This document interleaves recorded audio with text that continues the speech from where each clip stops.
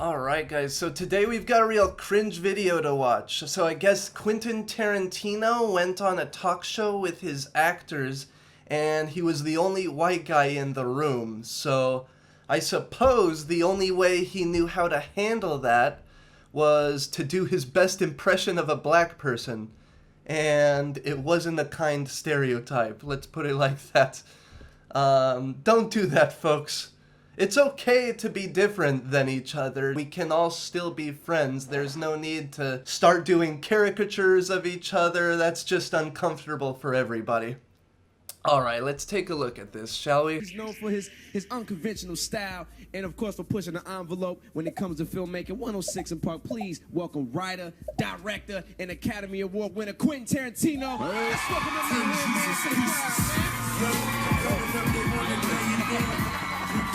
And now, that film has to be like one of the most quoted movies in Hollywood with just the lines and everything. So you got to give us, this is my question for you, okay. Q. What is the most famous line, your favorite line from Pulp Fiction? I think probably the most famous line is, "I'm gonna get medieval on your ass." Big Ream says it. Alright, so he's doing his black voice there, but quite frankly, he's not out of bounds yet. I mean, it's a black guy who says it, and he says it like that. He's just saying it the way that it's said. So far, we're not out of bounds yet, in my opinion. Let's see where this slope leads down, though. Pleasing your fans or pleasing the critics for you?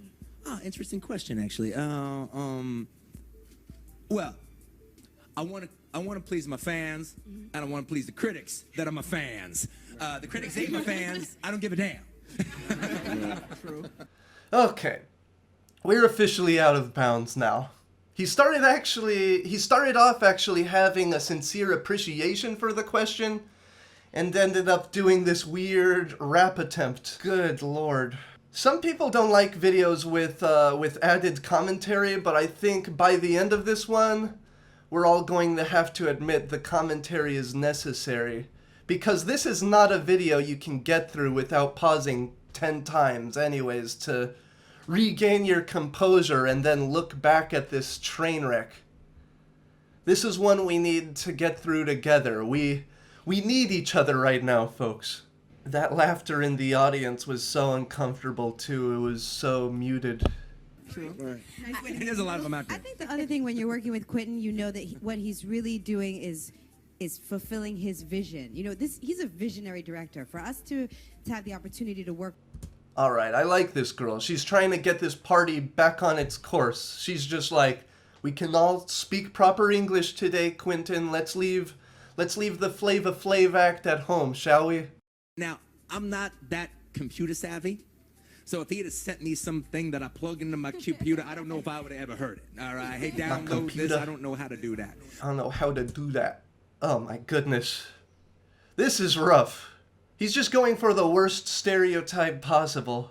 You know how to download something on a computer, Quentin. Don't act like you don't. Jeez, I'm surprised this guy didn't show up with a grill in his mouth and some purple drink.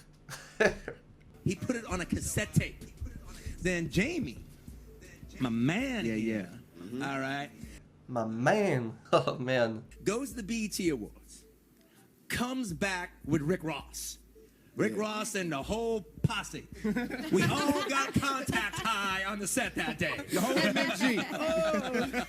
Yeah. Well, what? Man, he said whole posse. I haven't heard that word in 20 years. If you're going to try to go for this, Quentin, at least try to sound like it hasn't been that long since you've talked to a black person. At least listen to some Migos or something before you do this interview. Good lord. What happened was that bad men, 100 black grays so I can lay their ass in. I need 100 black preachers with a black sermon. I go over to Carrie with my little tape recorder, play it. Bam, bam, bam. Okay, that's in the movie. And Anthony Hamilton brought in a joint that was just fantastic. And I took it home and I played it. I go, this is the bomb. Man, he said the bomb. Another word I haven't heard since the 90s. The girl in the middle looked so uncomfortable with the situation, and the laughter from the actors and the audience sounded so uncomfortable. This was tough to get through, but I did come across a radio interview where he talks about why he feels so in touch in his mind with the black community. I want to play that for you guys too. We got a lot of hip hop listeners, a lot of black folks. We want to know how you get that black side of you, man. How do you make us? As a matter of fact, let's go to that right now. Okay, let's go to that right now. That black side of you. I'm pretty sure, I don't know if that host really could feel that way. I think he's just trying to get another situation like the one we just saw, get some views for himself. I don't know anyone who thinks of Quentin Tarantino and thinks, oh man, he's got that black side to him. How do you make black people really ride for you? Because you do some controversial things that people would seem would be very, if anyone else would do it, they'd probably be, out the game. But you really got some type of black DNA that's popping off. Were you black at some point in your life? I mean, what's going on? Oh yeah, Well, I was the thing black about it was, growing up. I try not to, dine out on my culture and shit. But the thing about it is, I grew up surrounded in a house that was almost like the United Nations. Wow. I mean, my mom was very young when she had me. Right. And so she was a young woman in her 20s when I was in the 70s, when I was a little boy and she was taking care of me. And she dated black guys. She was a young, hot chick. I apologize. Even the host felt bad. He was like, I apologize. Oh man. Alright, I guess this explains something. The fact that you had black dudes coming to your house, though, all the time when you were a kid doesn't make your house like the UN, Quentin. I'm no political scientist, but I'm pretty sure that's not how it's done. Alright, before we start, is Quentin's mom here today?